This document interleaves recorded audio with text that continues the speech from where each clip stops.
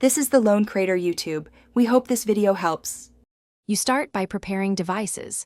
Update Oculus Quest 2 and iPhone and join the same 5 GHz Wi-Fi network for reliable bandwidth. Put on the headset, open settings, then enable casting and grant microphone permission. On your iPhone, open Control Center and make sure AirPlay targets are visible. This lets the headset find your phone or Apple TV. Once done, you're ready to initiate the cast from the headset or the iPhone. Don't skip the permissions step. Now proceed to launch casting. In the Oculus app, tap Devices, then your Quest 2 and choose Cast, or in headset use Share right arrow cast.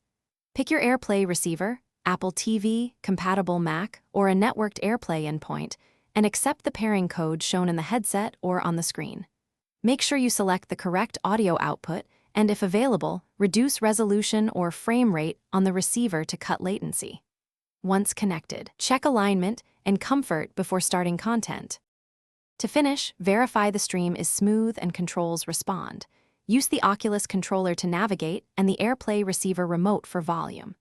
If you encounter a freeze or no signal, restart the headset, phone, and receiver, then reinitiate cast from the headset. This often clears handshakes. For persistent lag, switch everything to a 5 GHz band, move nearer to the router, or lower the stream resolution and frame rate on the receiver. If pairing codes fail, remove the device from Bluetooth and repair.